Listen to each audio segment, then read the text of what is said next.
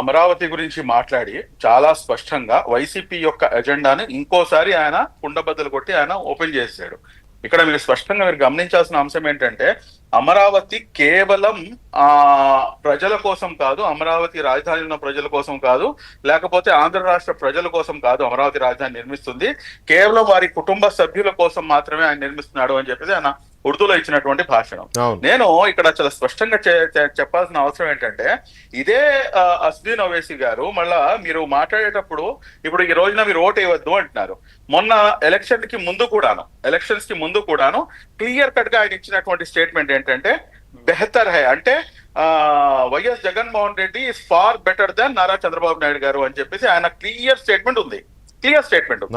ఆయన చెప్పిన తర్వాత కూడాను వైఎస్ఆర్ కాంగ్రెస్ పార్టీ 7 ముస్లింలకు సీట్లు కేటాయించిందండి. తెలుగుదేశం పార్టీ కూటమి ప్రభుత్వం అనుకోండి, తెలుగుదేశం పార్టీ ఇచ్చింది కేవలము 3 సీట్లు ఇచ్చింది.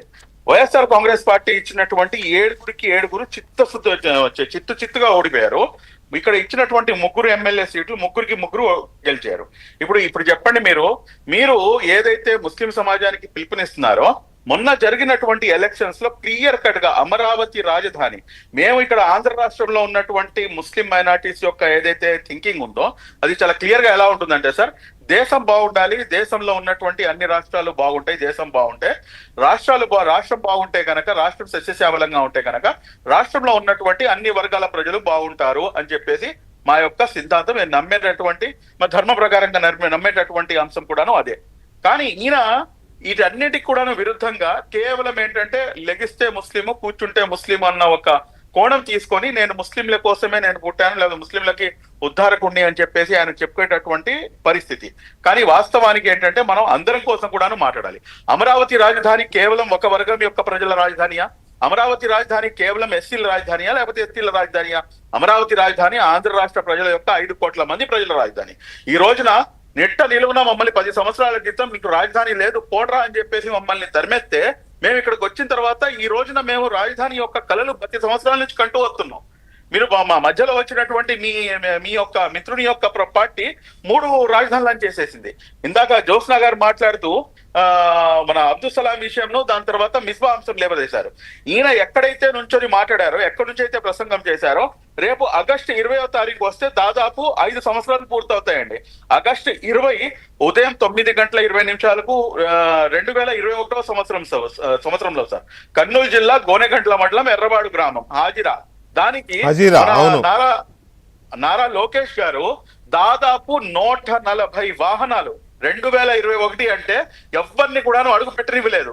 అప్పుడు గఫూర్ గారు, ఐ థింక్ గఫూర్ గారు కూడా ఉన్నట్టున్నారు, గఫూర్ గారు, సిపిఐ రామకృష్ణ గారు, మేము, దాని తర్వాత అన్ని పార్టీల ప్రతినిధులు దాదాపు కాంగ్రెస్ పార్టీ నుంచి అందరు కూడాను వెళ్ళి లోకేష్ గారితో పాటు వెళ్ళి వాళ్ళ ఇంటికి వెళ్ళి పరామర్శించి వచ్చాం. ఇవాళకి కూడాను వాళ్ళని ఎవరు చంపారో తెలియదు. ఏ రకంగా అయితే ఆయిషా మీరా అంశంలో ఎవరు చంపారో ఇవాళ వరకు తెలియదో, సేమ్ ఆ అంశంలో కూడాను వైఎస్ఆర్ కాంగ్రెస్ పార్టీకి చెందినటువంటి ఎమ్మెల్యే అనుచరులు ఉన్నారు అని చెప్పేసి చాలా స్పష్టంగా వార్తలు వచ్చినా గానీ ఆ కేసుని పూర్తిగా తీసుకెళ్లి నీరుగార్చేశారు. ఈ రోజున మీరు అదే కర్నూలు జిల్లాలో నుంచొని మీరు మాట్లాడుతున్నారు కదా, మీరు నిజంగా ముస్లింలు ఉద్ధారకులైతే, మీరు నిజంగా ముస్లిం సమాజానికి అన్యాయం జరిగితే చిత్తశుద్ధిగా మీరు ప్రశ్నించే వాళ్ళైతే కనుక హాజిరా అంశాన్ని మీరు ఎందుకు ఇవాళ వరకు మీ నోటి మీదకి తీసుకుని రాలేదు? ఇదే కర్నూలుకి వచ్చారు కదా, మీరు ఎందుకు అని చెప్పేసి మాట్లాడలేదు? మొన్న ఆదోని వెళ్ళారు కదా, ఆదోని వెళ్ళేటప్పుడు మీరు ఆ హాజిరా కుటుంబం యొక్క ఇంటిపై నుంచే మీరు వెళ్ళాలి, మీరు ఎందుకు వెళ్ళలేదు?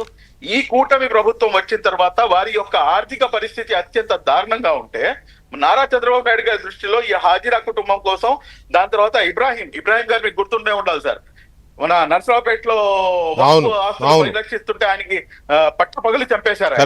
దాని తర్వాత మిస్బా కుటుంబానికి ఇలాగా ఎవరైతే వైసీపీ హయాంలో జరిగినటువంటి అన్యాయం ఎవరైతే ఉన్నారో ఆ కుటుంబాలకి నేను 11/11/2024 మైనార్టీ డే ఆ రోజు అంటే మౌలానా అబుల్ కలాం ఆజాద్ గారి పుట్టినరోజు సందర్భంగా అసెంబ్లీలో ఆ కార్యక్రమాన్ని నిర్వహిస్తే ఆయనకు ఒక లెటర్ ఇచ్చానండి సీఎం గారికి. ఇమ్మీడియట్ గా వాటన్నిటికి కూడా సమాధానం ఇస్తూ ఈ 3-4 కుటుంబాలందరికీ కూడాను ఆర్థిక సహాయాన్ని అందించమని చెప్పేసి ఆర్డర్స్ ఇచ్చారు. రేపు కాకపోతే ఒక 10-15 డేస్ లో వాళ్ళకి అందరికి కూడాను ఆ కుటుంబాలకి ఆర్థిక సహాయం. మీ వైసీపీ హయాంలో జరిగినటువంటి అన్యాయానికి కూటమి ప్రభుత్వం న్యాయం చేస్తుంది. అంటే న్యాయం అంటే వాళ్ళు చేసినటువంటి ఎవరైతే దుర్మార్గులు ఉన్నారో వాళ్ళని పట్టుకోవడం కాదు, కనీసం వారి యొక్క ఆర్థిక పరిస్థితి అత్యంత దారుణంగా ఉంది, ఆర్థికంగా సహకరించబోతుంది. మళ్ళా మీరు ఈ రోజున ఏ మొహం పెట్టుకుని మాట్లాడతారు? ఇప్పుడు మీరు ఇందాక ఇంకో పాయింట్ లేవదీశారు సార్. మన గఫూర్ గారు చెప్పారు, అవునన్నా కాదన్నా మీరు నమ్మండి నమ్మకపోండి అంటే ఎందుకు నమ్మను, బుల్లెటాలు నేను కూడాను అదే సమాజంలో ఉన్నటువంటి వాడిని, అందులో ఎటువంటి ఇది లేదు. కాకపోతే ఏదైతే ఈ వక్ఫ్ అమెండ్మెంట్ యాక్ట్ దీని యొక్క ముసుగులో ఈయన చేయటానికి ప్రయత్నిస్తున్నటువంటి రాజకీయం ఏదైతే ఉందో దీన్ని తీవ్రంగా ఖండించాల్సినటువంటి అవసరం ఉంది. రెండోది, ఏఐఎంపిఎల్బి అంటే ఆల్ ఇండియా ముస్లిం పర్సనల్ లా బోర్డ్ కి